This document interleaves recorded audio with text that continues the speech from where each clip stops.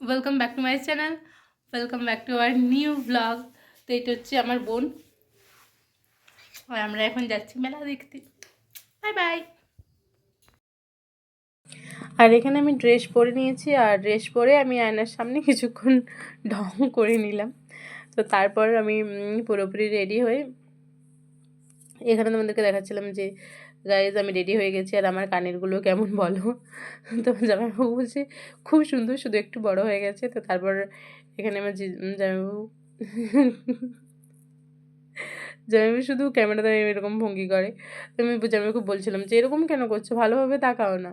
তো জামাইবাবু কিছুতেই মানে নিজের ফর্মে আসছিল না। তারপর বারবার বারবার বলার পর তো একটু ভালোভাবে দেখিয়েছে, দেখো। আর এখানে আমার দিদি আমার বোনকে রেডি করছিল, এটা আমি ভীষণ মিস করি, কারণ ও আমাকেও রেডি করে দিত। তো এখন আর তেমন হয়ে ওঠে না।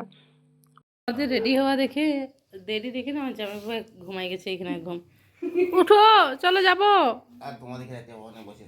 চলো চলো যাবো, চলো যাবো, উঠো, চলো যাবো, উঠো। তো তারপর আমরা বেরিয়ে পড়েছি মেলা দেখার উদ্দেশ্যে। আর এই রাস্তাটা ভীষণ অন্ধকার ছিল।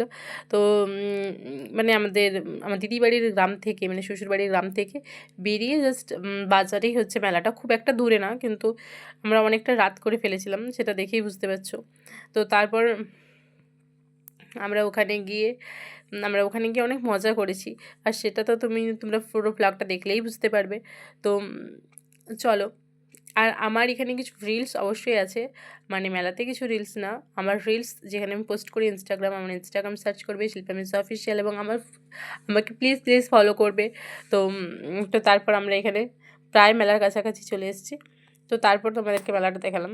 খুব একটা বড় মেলা না, কিন্তু অতটা ছোটও কিছু না। তো আমার ভীষণ ভালো লাগছিলো, কারণ অনেক দিন সেই কালী পুজোর পর থেকে আর কোনো মেলা দেখা হয়নি। তো তো খুব ভালো লাগছিলো যে ঠিক আছে চলো, ছোটোই হোক, তবু তো মেলা দেখা যাচ্ছে। তো এটা এটা এটা ভেবে ভীষণ আনন্দ হচ্ছিলো যে চলো মেলা। তারপর আমরা এই দোকান ওই দোকান ঘুরে ঘুরে কিছু কেনাকাটা করেছি। আর আমার এইটাতে চাপতে ভীষণ ইচ্ছে করে, কিন্তু এটা আমার বয়স বেরিয়ে গেছে। তো এখানে এটা আমার মানে সারা জীবনের ইচ্ছে, এটা আমার মানে কী বলবো, অনেক দিনের ইচ্ছে, কিন্তু আমার সেটা ফুলফিল হয়নি। তো এখানে আমি আর আমার বোনু ঘোরাফেরা করছি। তো এখানে আমরা চলে এসেছি, আর এখানে গানেরগুলো দারুণ দারুণ গানের ছিল। তো তারপর আমরা চলে এসেছি এখানে পোটাটো, এটাকে কি বলে আমার ঠিক মনে পড়ছে না, তো যাই হোক। তো তারপর এখানে আমি চলে এসেছি, আর তারপর এখানে এই যে আমাদের জন্য বানাচ্ছে, দেখো।